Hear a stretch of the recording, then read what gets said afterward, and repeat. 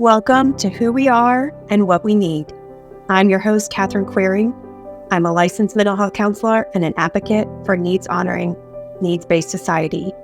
In this podcast, we talk about how to trust and care for yourself as a person who cares and feels deeply, how to understand the inner physics of human nature and our place in the world where we can flow and live harmoniously, how to support each other, thrive, and collectively challenge worldviews and systems that feed off of and perpetuate harm. In this podcast, we gently blow away the layers of noise, chaos, and reactivity so we can get to who we truly are and what we need. Thanks for joining me. I'm so glad you're here.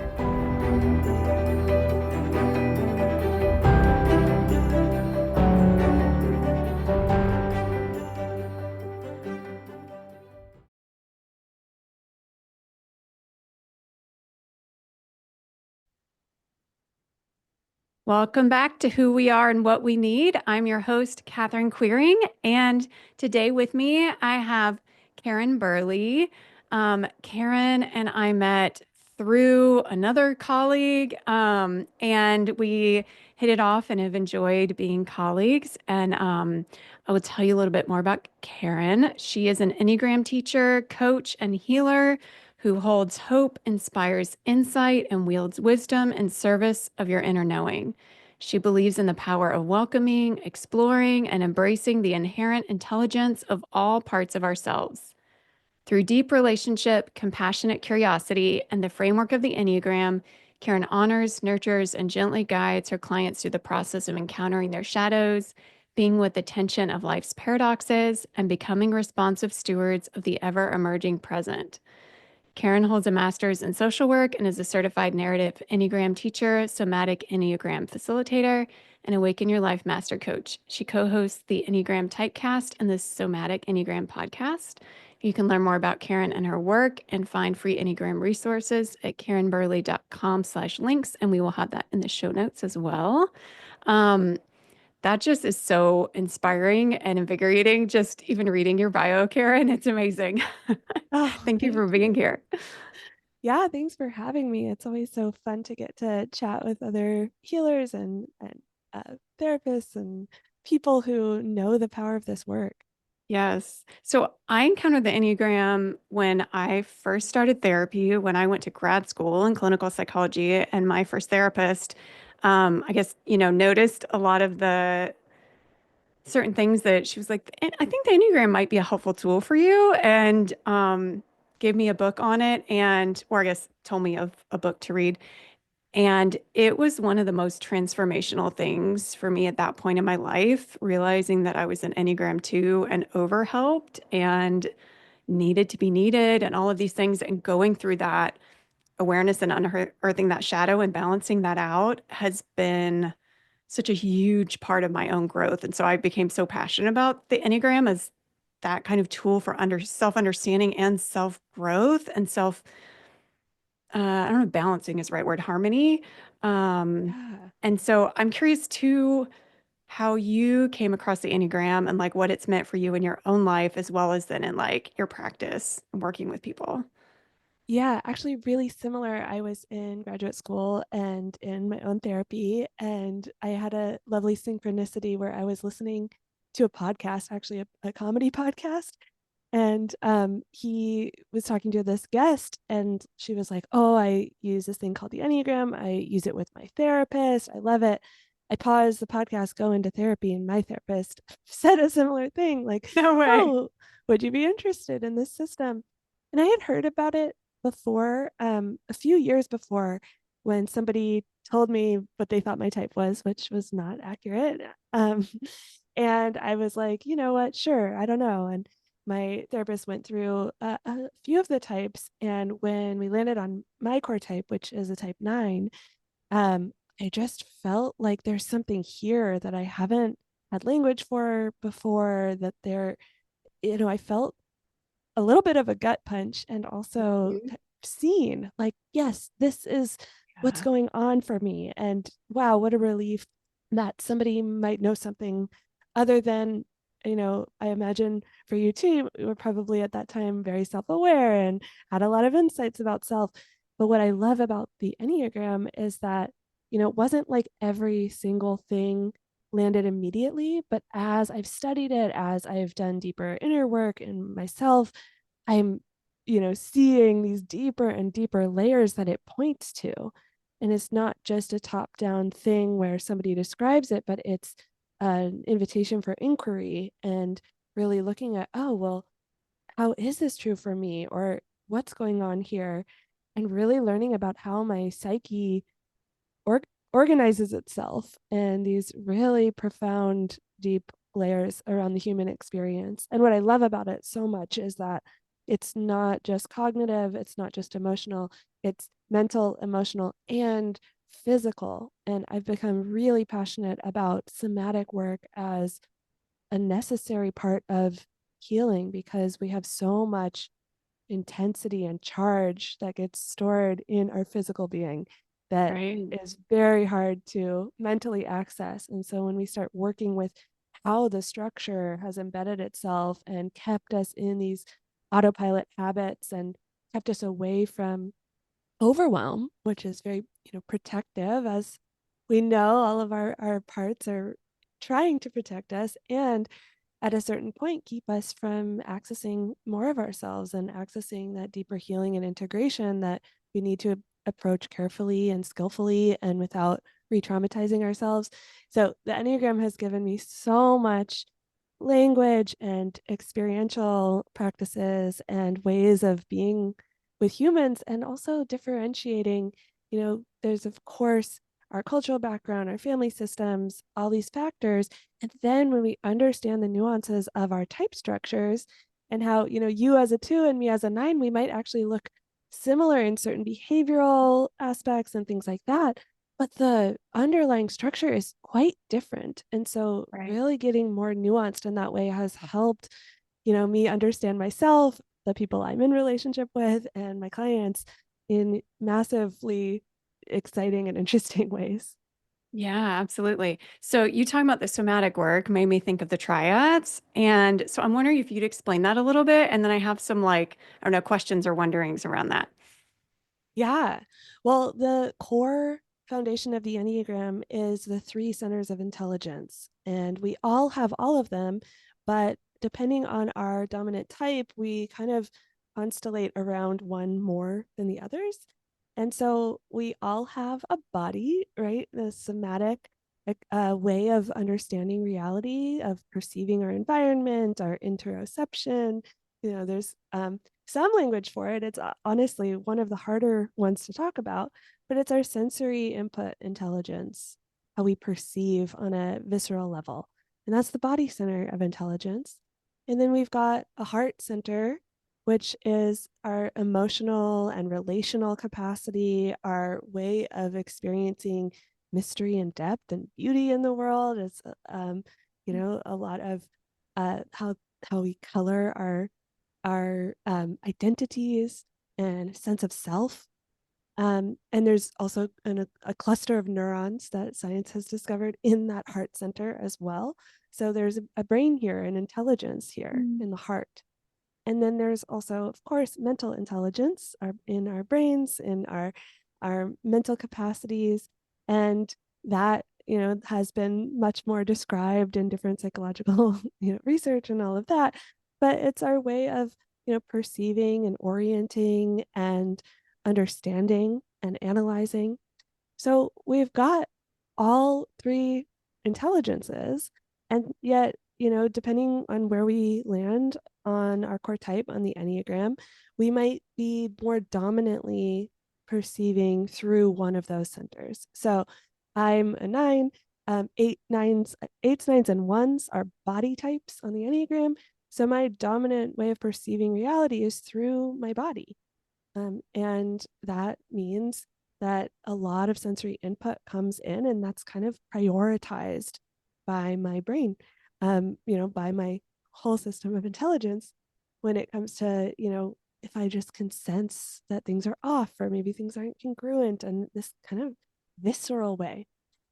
And then 2s, 3s, and 4s are heart types. So they're primarily perceiving through their emotional center. They're relationally so focused on attunement, whether there is attunement or lack of attunement.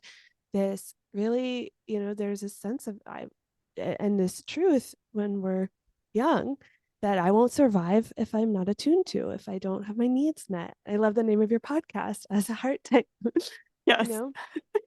And twos in particular, use the heart center in a certain way, prioritizing, recognizing, and responding to needs in the environment and in others.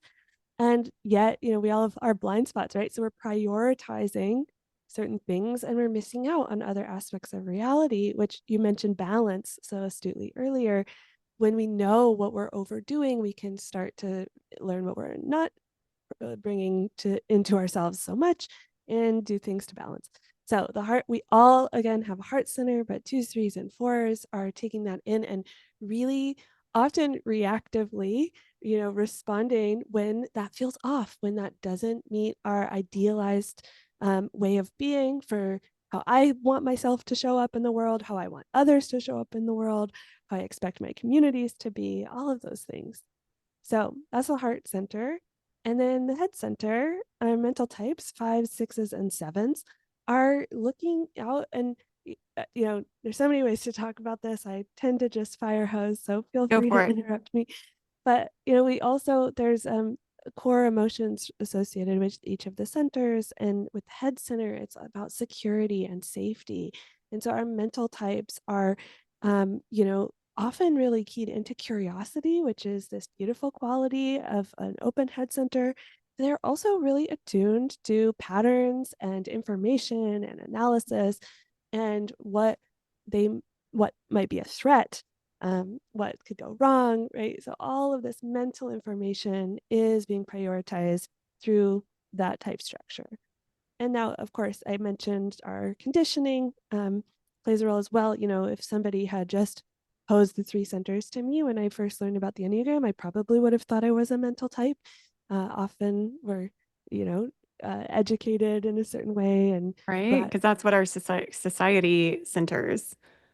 Yeah, absolutely. And like me as a nine, I can be so adaptable that and I have parents who are a little more, adept at the mental center, right? Culture and things like that. So it's not just, oh, that's like me or that's not like me. I think that's a starting point. We can read through descriptions of all nine types. We can understand the centers of intelligence. There's also other triads in the Enneagram that help us understand a lot about how our personalities operate. But there's this deeper way that our personalities are structured, and that's what the Enneagram is pointing at. And so that those three centers of intelligence are kind of the core, the foundation that is really important to understand if you want to work with this system. Right. I mean, and there's so much there, even though that's like one of the most foundational pieces. Like I'm thinking one is this living in a head-centric society, right, says mind over matter, this enlightenment thinking, like only our logic and our reasoning and analyzation matters, and everything else is not real, right? Like you just analyze your way through it. And I see the effects of that so much with my clients. I don't know if you do too, that it's like, oh, you're missing the centers of intelligence that you need to solve this problem because this is an emotional problem, a psychic problem. It's not a logic problem, right? Like the logic is keeping you cycling here and it doesn't have the information it needs and the space it needs in your body to process through this, right? And so introducing the other triads, right? Even in like being able to live out of them and be aware of them is such a huge like piece of balance and healing and our like balancing out our conditioning in our society, right? Absolutely. Yeah. I mean, how many times do we hear people start a sentence with, I think? And, Mm-hmm. whether it's truly approaching it through the mental center, which I would say we often are, there's Right. these cues like, well, I'm Right. thinking through something. And I mean, I know I experienced this myself, and this is what my practices support me in balancing, but it's like we are walking around like floating heads and we think that we can think through our lives. Right. And while that can get us to a certain point, to me, what I've found as I pursued this is that there's a texture, there's a depth that gets missed when we Right. don't incorporate, of course, the emotional experience, but also our physiological experience, Right. And our part of where we contact. get So, stuck is in our triad or in our type, this main way that we see and do things, right? And we're like, okay, well, if it's not working, I'm just going to do it harder. I'm going to push more. I'm going to try more, right? And then we just expend so much energy without doing anything different because we're not even aware of the other possibilities, right? And that's what I remember the Enneagram opening a lot of those up for me and being like, wow, there's so many other ways to see and to be. It's incredible. yes, and so far outside of what our patterns can understand or think to even look for, because we're Right, so habituated into them, thinking this is what has worked so far, this has kept me safe enough, this is my reality. right, And so to open up and expand, oh, well, first of all, another person is going to have a different view on reality just because they're another person. And if I understand that they're seeing reality from a different angle, they're prioritizing different information, then I can really learn to appreciate that, not see it as wrong because it's mm-hmm. not the way I would do it, and learn from such a wide variety of people. And even looking at teams and groups of people, if we know what types are missing, and then we can also cultivate those qualities that are missing along with those types. So often, there might be a type that isn't represented or a whole center underrepresented Mm-hmm. in a Mm-hmm. group, and saying, okay, can we actively and consciously bring in these qualities that I've, can learn from this system, so that we have a more whole and complete understanding of the situation at hand. And from there, creative problem solving, it just opens up whole new worlds of looking at things. Yeah, absolutely. Um, I was thinking too, I have this, I don't know, experience and hypothesis around the the triads and centers of intelligence that our main gifting in reaching people and in being and embodying healing in the world tends to come, and our interest and our passion tends to come through our triad, right? And we can incorporate the others, but I think it's a little bit harder to see or experience through them enough. And it's just part of our gifting and our passion. So, for example, like as a therapist, I work very much with the heart center and relationships. And like my favorite modality is all about internal relationships and Yeah. like harmonizing and attuning to those relationships, right? And like attuning and resonating with my clients. And that is my gifting.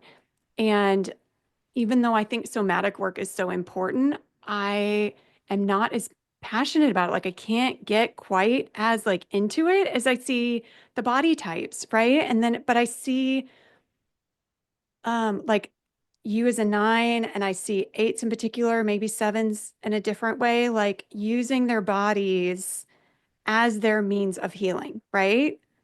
Whether that be in a like coaching or therapy setting or in the gym or out in nature or wherever that is, or in improv, maybe, like whatever it is that you're using your body as your primary Yeah. way of like moving the energy and the healing and the balance through you.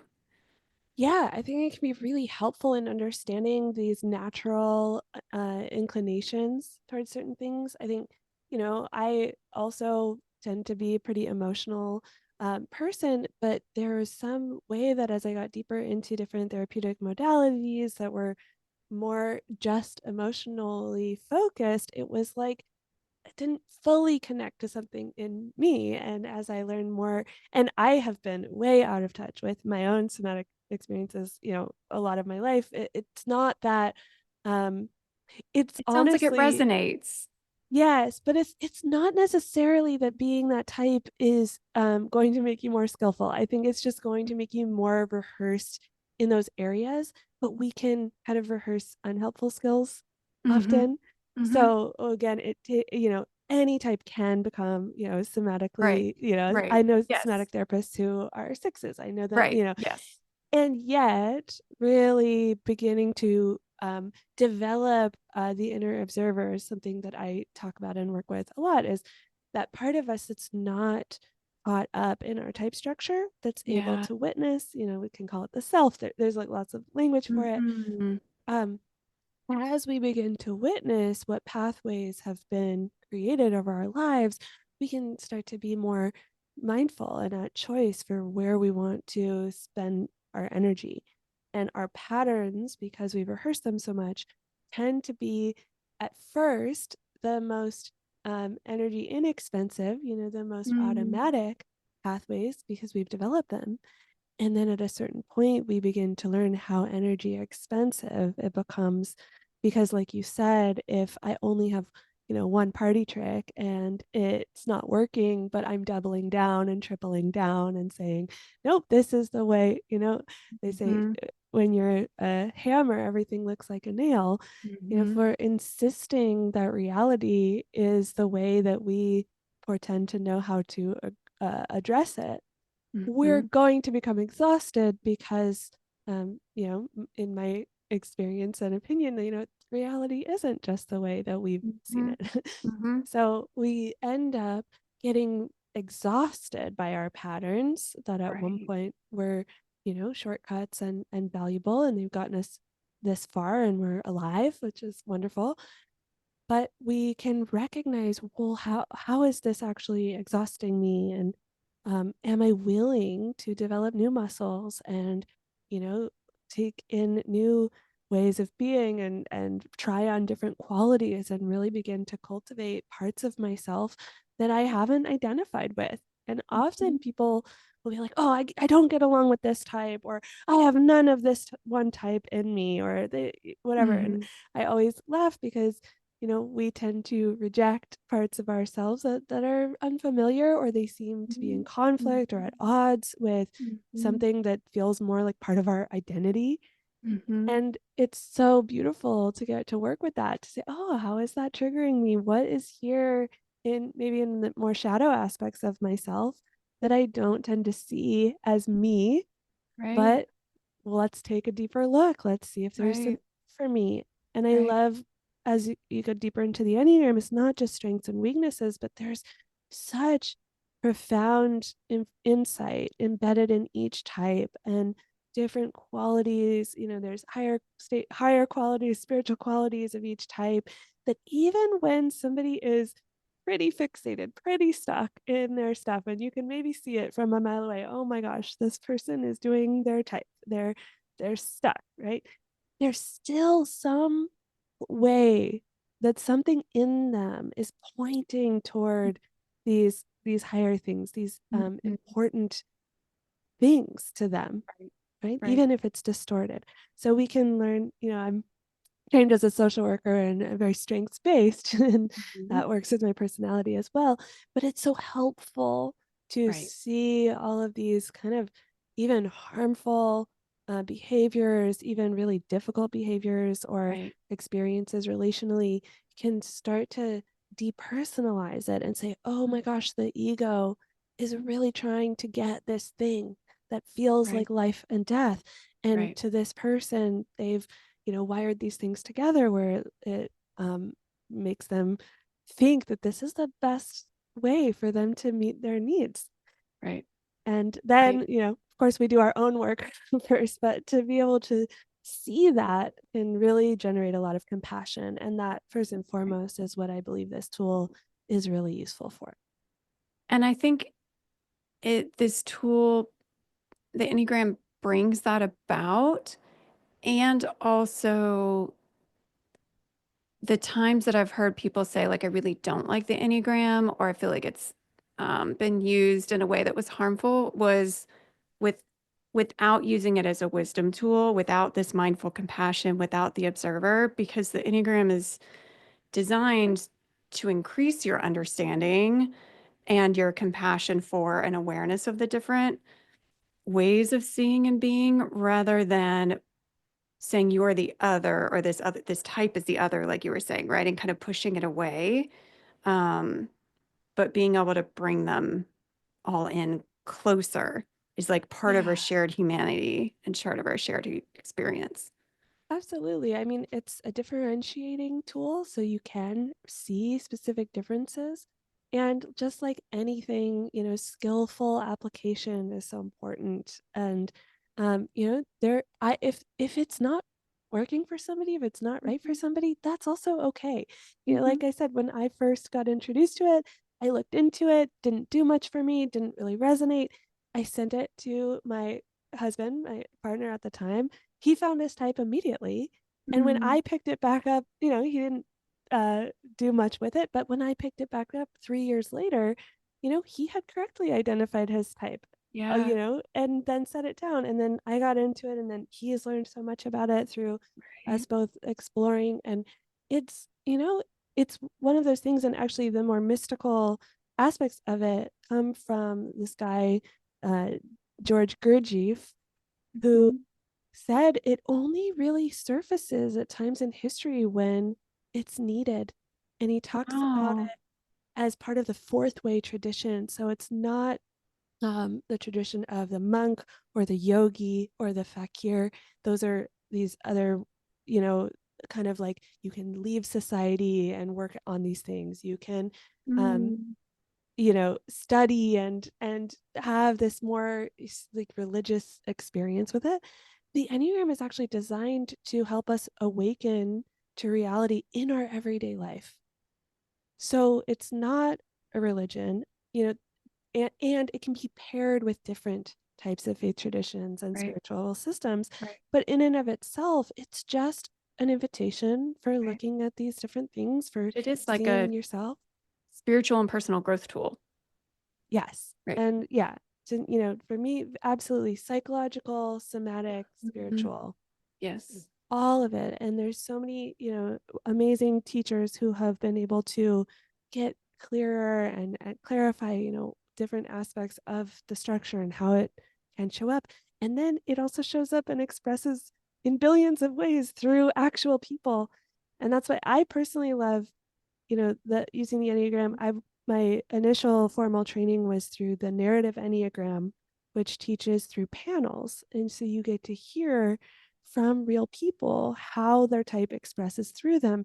And you get to see both the core aspects of type and how they show up, and also individual differences and how a real person is living out this system. And it's incredible because, I can know somebody who's a type 7 and say, oh, sevens are like this because my friend does this. And it's like, well, my friend has a whole world of, you know, psychological factors in themselves.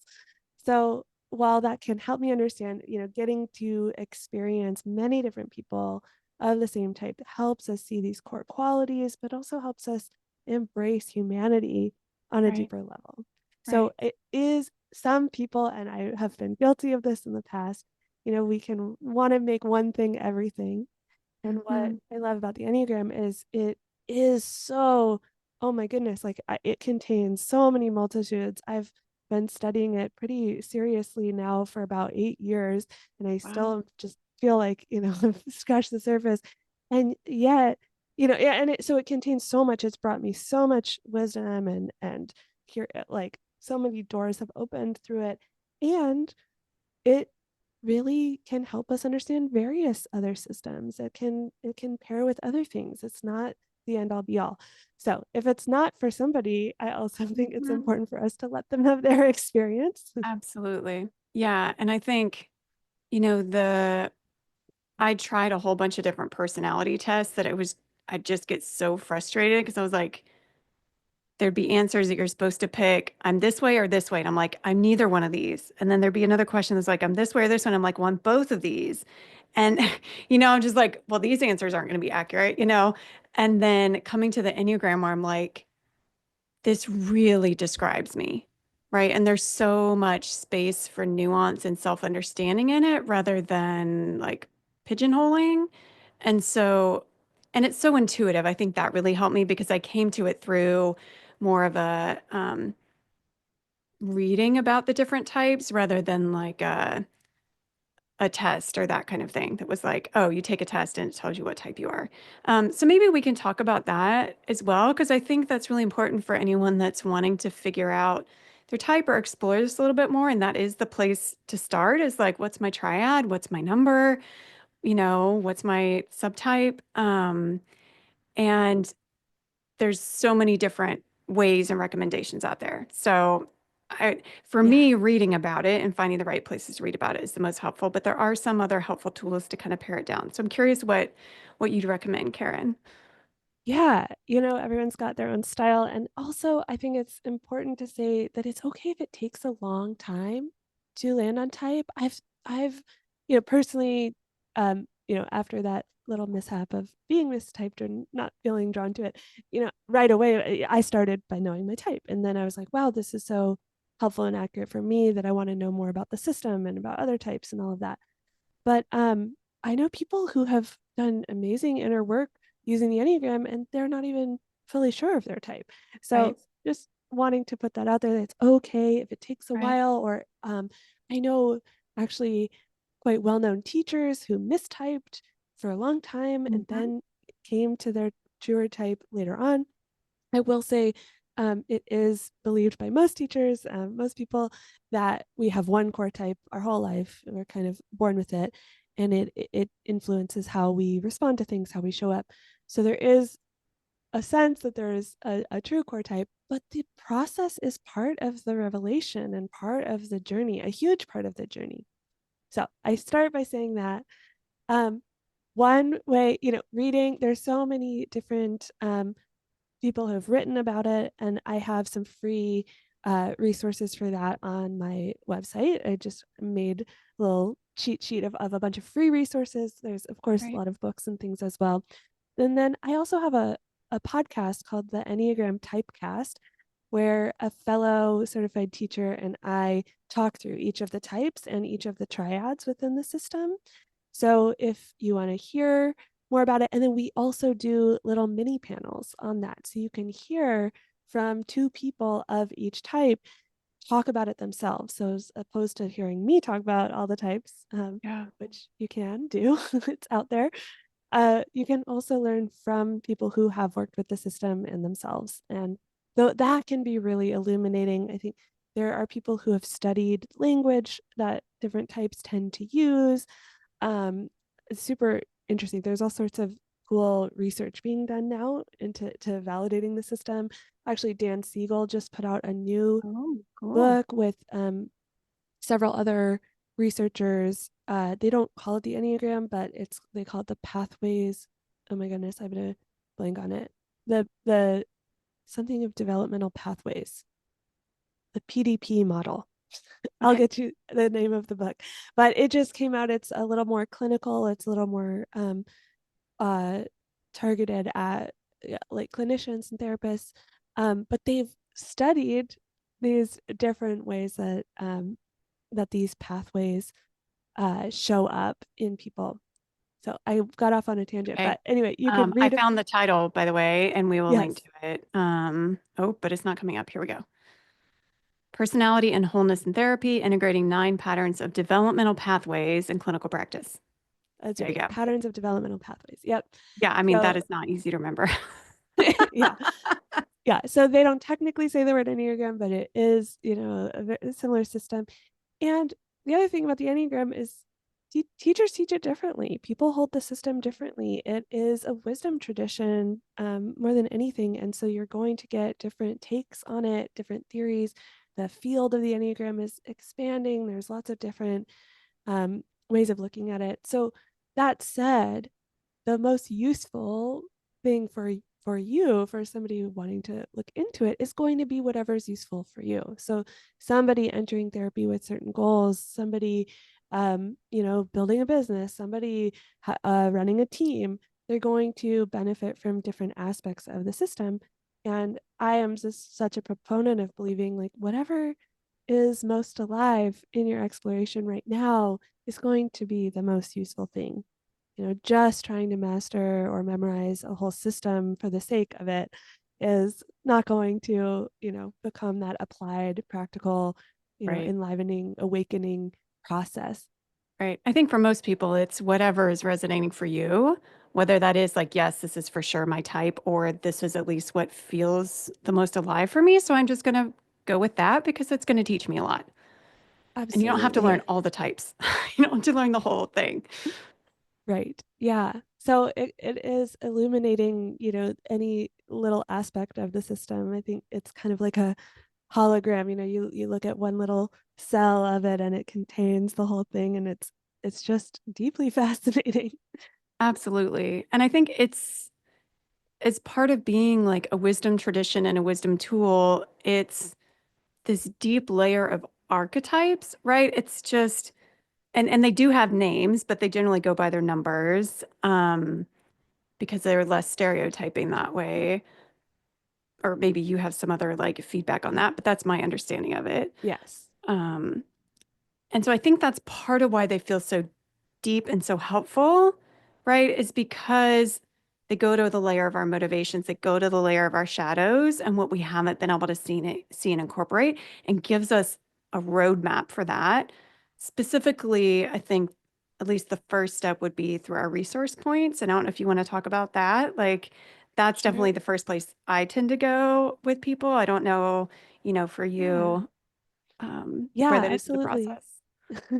Sure, we can talk about that. Yeah, so we've got our core point on the map, 1 of 9, and I agree. I tend to just use the number.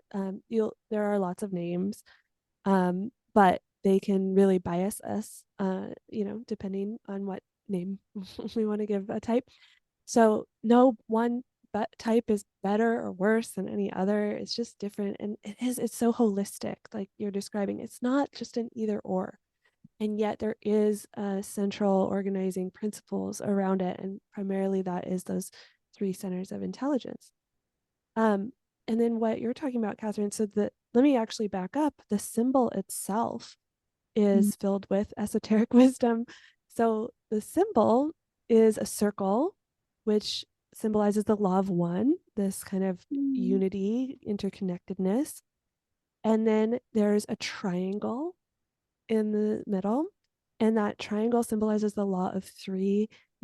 Trinities are represented in a lot of different mystical traditions, and the law of three talks about these three forces, this um, active force, uh, uh, oh my gosh, I'm blanking. Passive. Receptive, yeah, there's different names for it. Okay.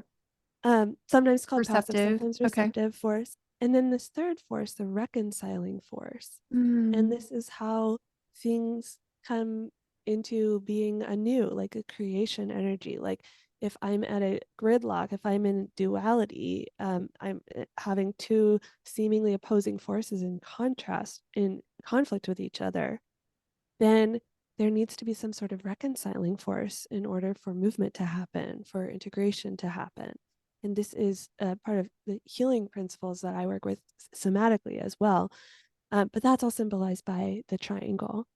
And then there's a funny hexad shape that helps complete the 9-pointed figure. And that represents the law of 7. And if you divide any number other than 7 or 1, or 0, by 7, you get a repeating number pattern, and it is the way that the points on the Enneagram are connected. 1 Mm. 4 2 8 5 7, 1 4 2 8 5 7. Right. So there's this hexad that symbolizes the law of 7, which is kind of how things have a lawful way of moving and continuing on and growing. um, and there's all sorts of implications for that I want to get into. But that said, these points on the symbol are connected to one another. And so um, if you're one of the triangle types, 3, 6, or 9, those points are connected to each other. So as a 9, when you talk about resource points, my core point is connected directly to the 6 and the 3. And that can give me a clue into some of the qualities that might help balance out my core fixation. So, as an example, as a 9, my core wounding is around separation and individuation and having a difficult time remembering myself and being a separate self at all. This idea of unity is really appealing to my personality, but personality by its nature is a facsimile of these higher qualities. So what to me as a 9 can feel kind of like unity is usually more like accommodation, avoiding conflict, not wanting there to be people angry with each other, upset with each other, wanting people to kind of get along. But on a personality level, that's avoiding a lot of reality, which is that there are differences, there are tensions, there are times where things need to be hashed out, and anger is important as a catalyst for change and deeper connection, all of that stuff. So my personality gets really fixated on that. And when that happens, kind of accessing the resource points of the 6 and the 3 can be really valuable because it's going to show me something that my own personality might not be naturally, tapped into until it's kind of exhausted itself and realize, oh my gosh, this isn't working. Right. So tell us what those things are for the 9. What do you get out of the 6 and the 3? Yeah. So the 6, and it used to get talked about as kind of integration and disintegration. I don't like that language. And actually, the people who originally put forward that language also have said, oh, that's not great language. So I really do think of them both as resource points. Mm-hmm. And one of my teachers, Abby Robbins, talks about it as a vantage point or a refuge point. I like that. So the 6 is the refuge point for me as a 9. And what that means is my core assertion of my type, which is that I'll just forget myself. I'll remove any conflict that I'm feeling from the equation to make it, seemingly work for everyone else. And that's going to, on a body level, help me feel calm. It's going to help me feel okay if everyone else is okay. But it's also going to remove my point of view. It's going to keep me from speaking up. It's going to keep things from really being whole because I'm removing myself. So reaching toward the 6 point is going to help me access this mental, it's the 6 is a head type. It's really seeking truth and really looking at what things might go wrong, what information might be necessary in this situation, what threats might I have not been paying attention to because I removed something from my awareness when I was trying to avoid conflict. So reaching for that, and this is kind of a natural movement. It's not that I have to actively do it. It's more of a map of what tends to happen. So say I've been avoiding addressing something from my 9 space. It doesn't seem to matter that much. I don't care. The 6 can start to kick on and say, oh my gosh, what if this is a huge problem? What if this doesn't get addressed? And then X, Y, and Z could happen. And I wouldn't have this information. And starts to kick on this resource of really accessing the mental center and saying, what information is important here? And what patterns do I know about from the past that have maybe some insight for me in this situation? And, how can I get curious and creative here? How can I get thoughtful? And how can I get more nuanced and specific and get these details in order, right? So in that way, the 6 can be a major resource point for the 9. And then in the other direction, the point 3 is, first of all, it's in the heart center. Not all types go to all centers, but in one of, there's another set of triads, the harmony triads, that do kind of link the 2 and the 5 and the 4 and the 7, so that each set of triads has head, heart, and gut. That's a whole other teaching. But anyway, as a 9, reaching toward the 3 can help me get in touch with a sense of capability and identity and capacity to get something done, to move things forward, to achieve goals, to understand expectations of others, to get in touch with my authentic self on a higher level, and to really kick into like this sense of capacity and this sense Mhm. of identity that gets lost when, again, as a nine, I'm forgetting Right. myself. When I wonder if like two as well, threes don't mind standing out, right? Right. And maybe like help with the autonomy piece a little bit too. Yes, being seen, being celebrated, being honored, and now we talk about it in this way theoretically that we tend to, when we're not present, when we're not doing so well, this is happening automatically, and we tend to reach for kind of the lower um, qualities as an attempted resource to get something else to happen. But when we're really present and we're really aware of these things and we're allowing them to come through, the higher sides of these resource points can come through. So it's a whole complex theory, but that's how Yes. the lines can operate. And on the triangle, those are all connected. But as a two, Right. you've got a line to four and a line to eight. But I'm sure Right. you could share how those resources have come in really Yeah, handy. absolutely. And it's interesting to me, which triads I have access to through that. So the four is my creativity and delight in nature. It's a place of delight and relief and freedom and creativity for me.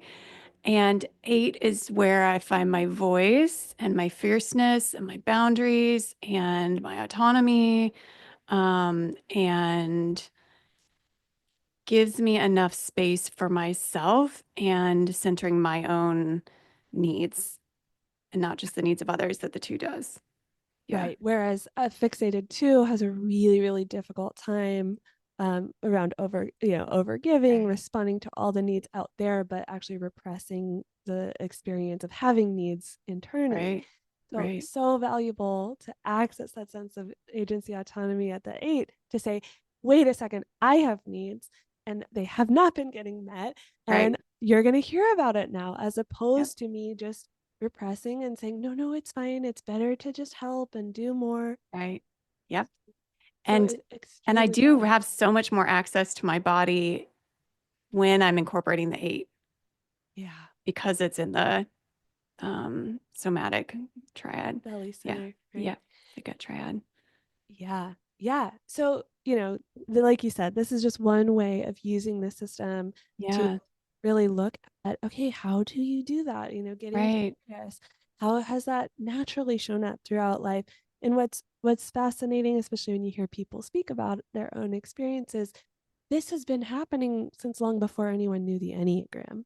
Right. So what I love about it is that it's putting this framework and then offering, more active tools to practice. Right.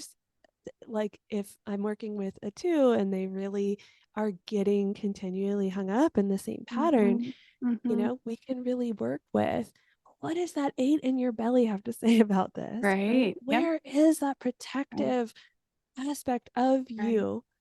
And but like I said, often what's so amazing to me about the way I do my work and somatic work is often I'm just creating a space for people, and I'll ask questions and elicit things, but it will naturally show up, right? Right.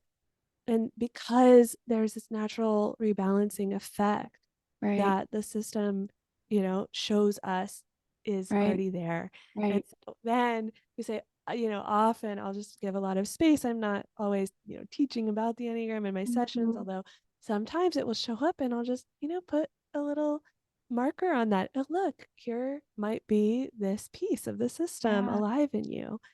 And it can be really, again, grounding, helpful to have that type of framework to say, oh, you know what? I'm learning about this piece of myself and I have some Yeah. language for it. Yeah. And it's been so helpful for me, both personally and as a therapist.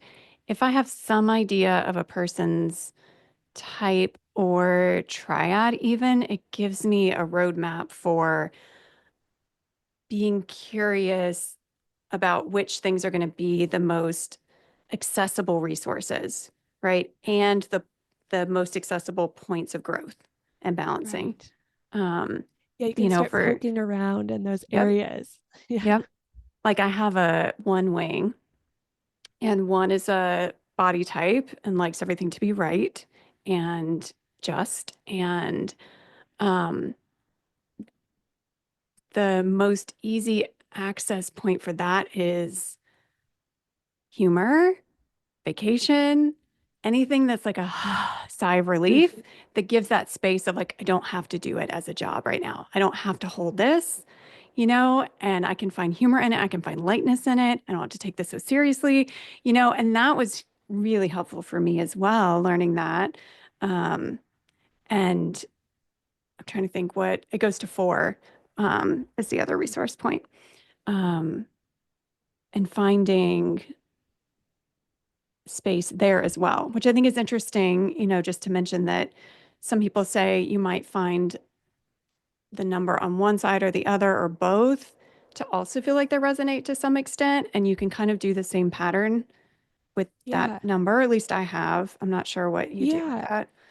I think I like to think about it both with the resource points, like through the line movements, like we were talking about, and the wings on either side. Mm-hmm. That it's a cohesive system. So your core point is kind of the tension between those things on either side of it.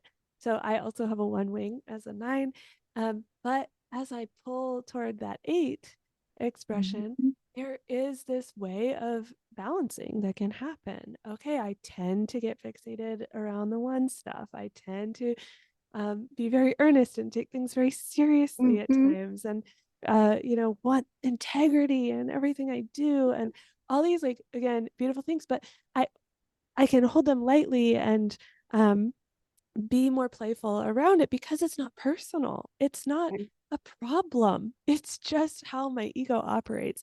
And then leading into that, sometimes a caricature even of the 8 on my other side, right? Or for you, I imagine leaning into the 3, like putting your voice out there, being on this podcast, having being the face of the brand and things like that, right? We can start to hold that tension and hold it more loosely and let it flow, like let it be natural, let it release. And when I get into deeper somatic work, like each of the types have really fascinating ways how it shows up, and the one in particular, you often see tightness in the jaw and the neck, and it's like this flow of energy is being blocked because there's such a degree of appropriateness that's being prioritized. Is this a good thing to say? Is this right? And as we work with that, it's like flow opens up and there's more access. So there's so many different ways to work with this, but it's fun, it's interesting, and it's not a personal shortcoming or a flaw. And what I love about it, especially as someone trained to be a therapist, and I've looked into many different types of modalities, and I'm also a 9, and so I love the fact that we all have a type. We're all included. I have an ego structure and I have a bias. And as I'm teaching, I can own that and name that. That's an important part of it. I know I'm not just an objective observer, even though I also know I have practice being that space, can hold that space. But I can also say, look, I'm bringing my perspective, and we all have an ego. And then on the flip side of that, we all have an essential nature.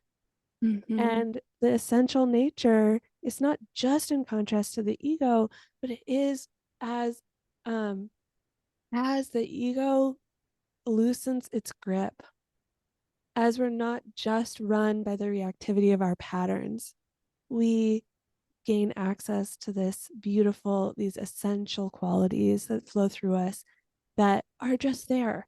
And it's like if you ask 10 people who know you to describe you, and maybe they all know you in different contexts, but there's certain pieces that just show up in your energetic way of being that is often pointing at your essential qualities. And when our ego structures are held a little more loosely, we're not quite getting as overwhelmed. We're not in fight, flight, and freeze around different aspects of what we don't believe we can handle and face. We get to be more free flowing in our essential nature, which is also individual. Right. And that's why I love, you mentioned um, enlightenment. You used the word enlightenment earlier. And Mhm. sometimes we get taught, oh, enlightenment is just you become nothing. Mhm. You wake up and then you're just one with all things, right? That is maybe an aspect of that quality. But when we look at these 9 different facets, what an author A.H. Alma's calls facets of unity, these holy ideas open up and we see, oh, okay, but you can be awake and one and also have this quality of strength or this quality of individuality and knowing your origins, or this quality of um like like sobriety and holy work, like that, like I can focus on something and see it through. We all have this unique expression. So when people talk about the Enneagrams putting you in a box, right, it's like, no, it's just inviting you to explore your own version of these unique qualities. And I appreciate that sometimes more than other systems where it's like, well, and then you just are done growing, right? It's like, no, Right. there's more facets, there's more here. Right. Yes. I'm curious. I have like two different directions we could go. One is the harmony triads and like those different facets. Another is I'm curious if you've ever looked at the similarities or how this dovetails with like astrology or the chakras or like other systems that speak to different parts of our bodies and different needs and different archetypes. And so, yeah, or Jungian systems or that kind of thing. So I'm curious about like either that if you want to go in that direction or harmony triads, like we can go whichever way. Yeah, I guess I'm more inclined toward the triads just because I think there have been a lot of people who've looked at astrology and chakra system and whatever, and there is some absolutely like correlations or mapping onto it, and they're different systems. Mm-hmm. So again, I tend to think, I can like I'm a Pisces and a 9. Hmm. So holy crap, I'm real watery, right? I'm kind of Yeah. amorphous in a certain way, whereas Mhm. I know an Aries who's a 9 who's got a different, Ah, yes, I energy. love that. I've seen that with neurodiversity as I've been exploring that a lot, that like having that layer plus your Enneagram number is really interesting because like a 3 who's neurodivergent is going to show up really differently than a 3 who's neurotypical, right? And that's, I mean, a binary way of Absolutely. saying that. But, there's so many different ways that we show up from these Yes. different facets of us and ways of understanding us. Absolutely. And I think it's so, fascinating when you have interest in different systems, when, especially as practitioner, if somebody comes in and they're telling me about their human design, right? I have like a little bit of knowledge on that. But Mhm. I've got my expertise in the Enneagram, and we get to play, we get to see, okay, is this helping you understand something about yourself right now? Or are we getting off into the theory, which is a fun discussion? Mhm. But again, like, coming back to the 3 centers, is this grounded in present moment reality that is here now? Is this helping me with my relational experience in the world? Is this orienting me into, using my mental energy in this certain way? So there's so many directions. But yeah, Yes. I'm happy to talk Yeah. Go more into the about harmony triads. triads and all the other, I know there's competency triads and all sorts of different kinds. Yeah, so there are several triads. I'll say one of the main ones that gets taught after the centers of intelligence is the Hornevian triads, which Hmm. was discovered by Caryn Horney, who's a psychologist, and it talks about how the types tend to engage socially, um, uh, and especially how they tend to kind of protect and get their needs met. So those triads, and on the symbol, you can make different shapes of triangle. They're all threes. But the first group you might call the assertive group, which are 3s, 7s, and 8s, and they're going to tend to assert themselves. So 3 is going to assert themselves in order to establish their identity in the heart center. The 7 is going to assert themselves in order to pursue fun and interesting things mentally, the mental center. And an 8 is going to insert themselves in the body center to kind of make sure that they're not being controlled and to have some power and influence in a situation. So they're tending to move mountains. They're going somewhere. If you're coming or not, they're going, and they tend to move even against something. If they want something, something's in their way, no problem. For these types, they're, in general, they're going to go for it. Then you have what get called compliant types, or there's some other words for it. Responsive is one that I've used. Yeah, they tend to have a strong sense of responsibility. They tend to be kind of like a gas brake at the same time, kind of thing. And those are the 1s, 2s, and 6s. Again, we've got one from each center of intelligence here. And so these types are kind of scanners. They're scanning their environment, the other people, and they're pretty responsible, and they're trying to see, do I go towards something or do I go away from it? What is going to be the best situation here for the group, and what do I feel responsible to? Is it a principal? Is it a group of people? These are folks who tend to stay in things, often won't kind of want to betray any loyalties. And so they're going to, hesitate sometimes. They can get a little bit overwhelmed in the head center, overthinking, analysis paralysis, sometimes going really hardcore toward things, and sometimes really pausing and slowing down, pulling away. And so, it can be a pretty intense situation here for these types, trying to be like, oh, what rules do I want to comply with, and what don't I, and who does that implicate, and feeling really aware of a lot of different factors. And then we've got our withdrawing types, 4s, 5s, and 9s, who tend to pull back or slow things down. When it comes to social engagement, they can, be a little bit more withdrawn. They can sit back and contemplate for longer. They might feel more comfortable living in the land of ideas and creativity as opposed to action. And so they're going to do that. Again, this is all in service of, protecting what's important in the dominant center.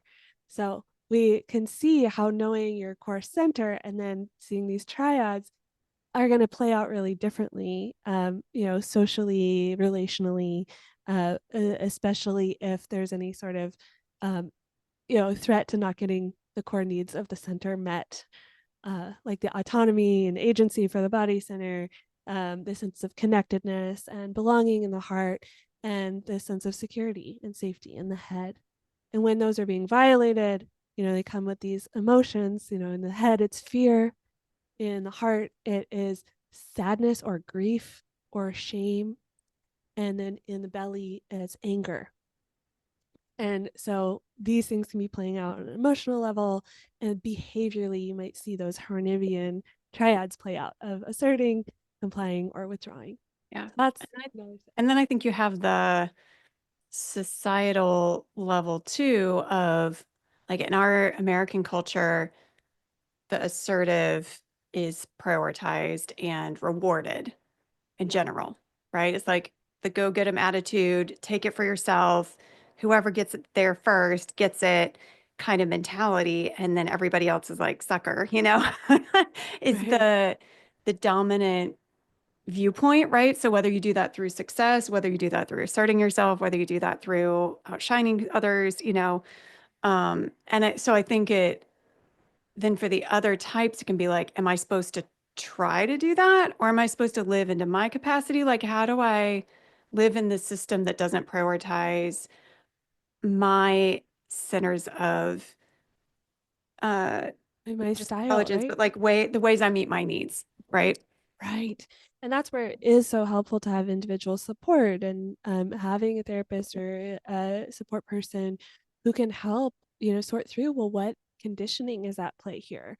What forces have I learned and ingested from my whole life, or from a workplace environment, or from, just this messaging that I'm getting through media, whatever it is. And yeah, I think it can be really challenging for certain types that aren't as represented in these dominant narratives of what success looks like, what's good, what's healthy, quote unquote. And I think that can be really, really damaging for people, especially even looking sometimes at, obviously Instagram has great snippets of things sometimes, but we say, oh, this is healthy and this isn't healthy.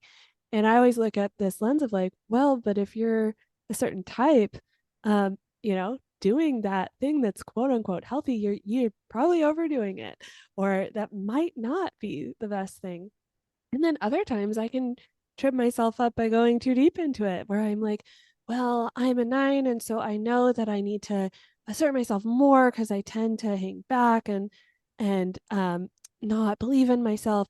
So that means I need to rush and do it quickly. And it's like, well, not necessarily, right? Based on what the actual circumstances.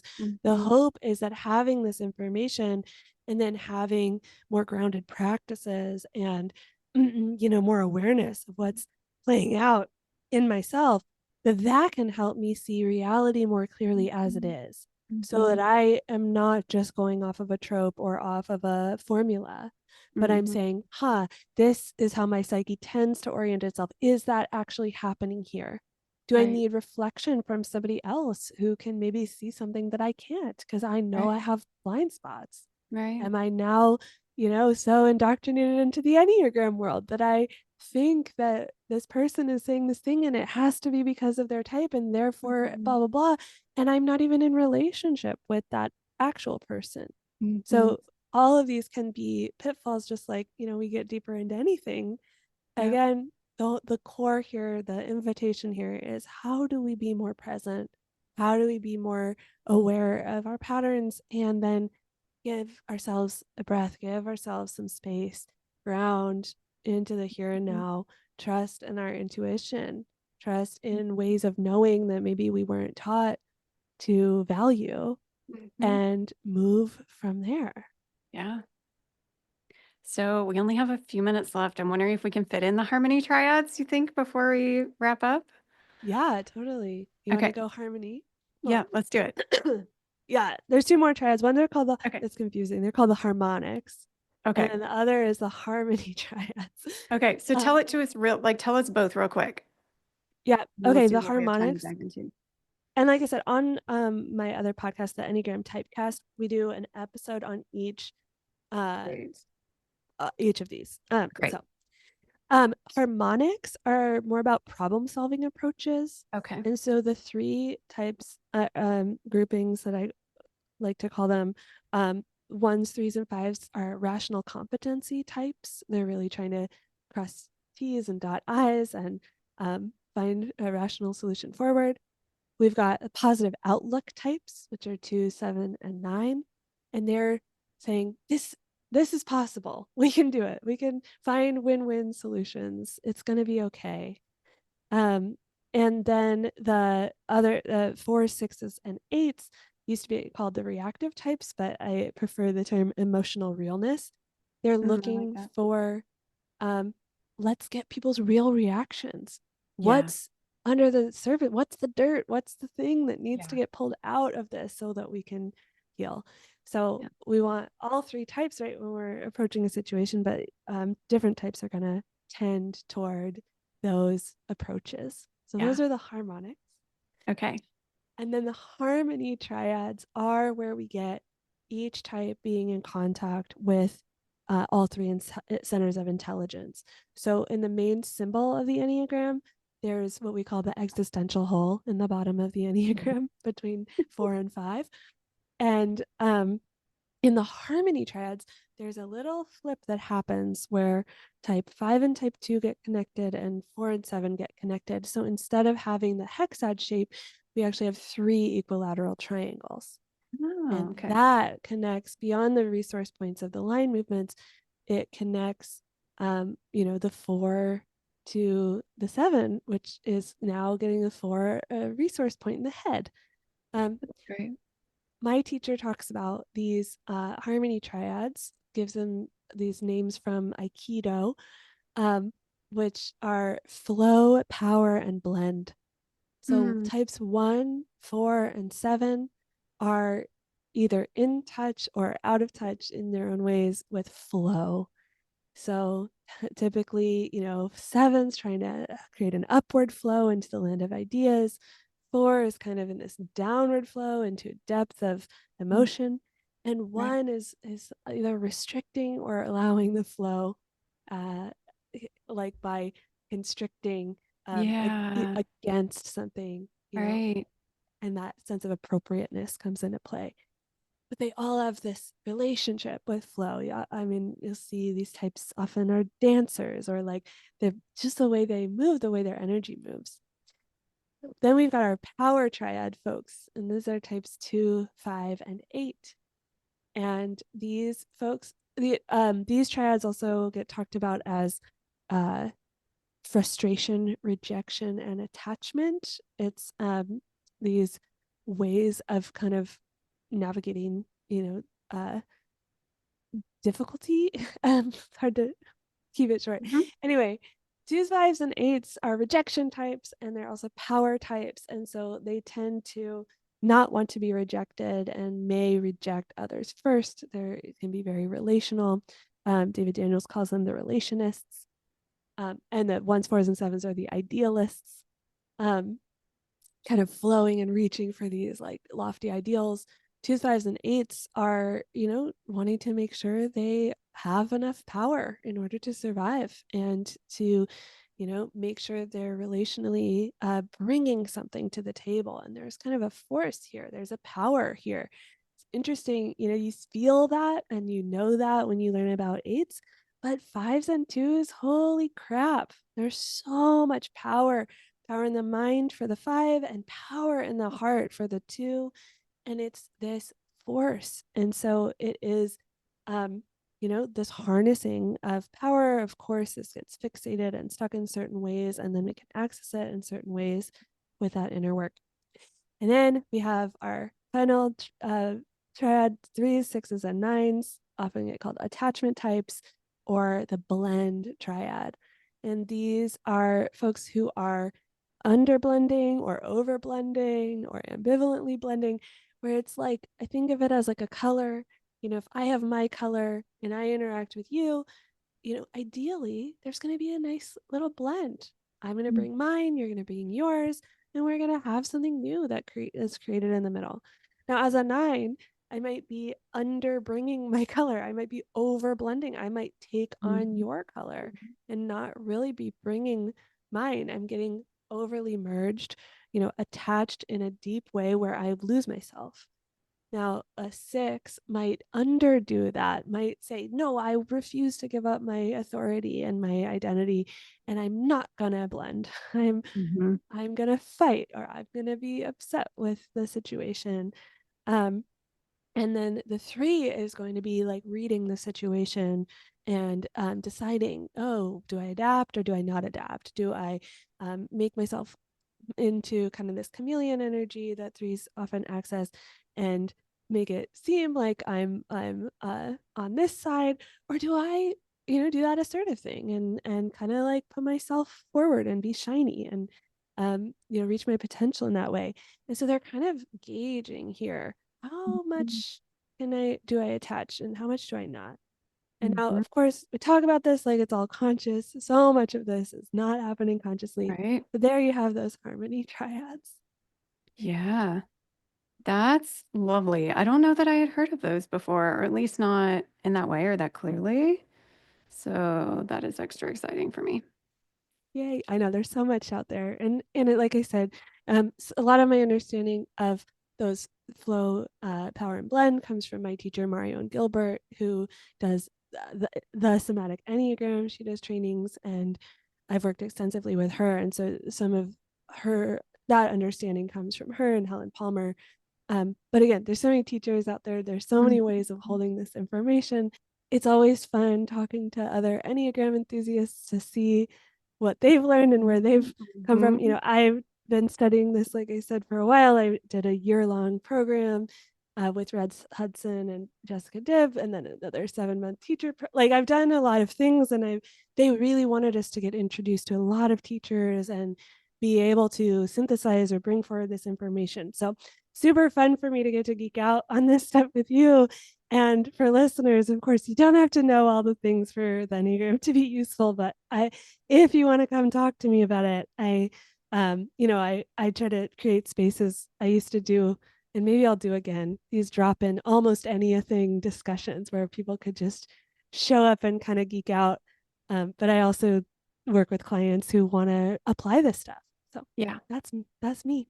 Yeah. And Caryn and I just agreed before the podcast or decided that we're going to do a workshop on February 6th at 10 a.m. Pacific, noon Central. So please join us for that. All the information will be through my Caryn Queering information through Substack or anywhere else you find me. So you'll get to see Caryn again with me soon. And then please check out all of her links and her podcast. And if you want to work with her. And Caryn, thank you so much for being here. It was so much fun. Really Yeah, appreciate thanks it. for having me. It's so fun to I love getting questions and getting to chat with fellow healing nerds. Yes, it's so great.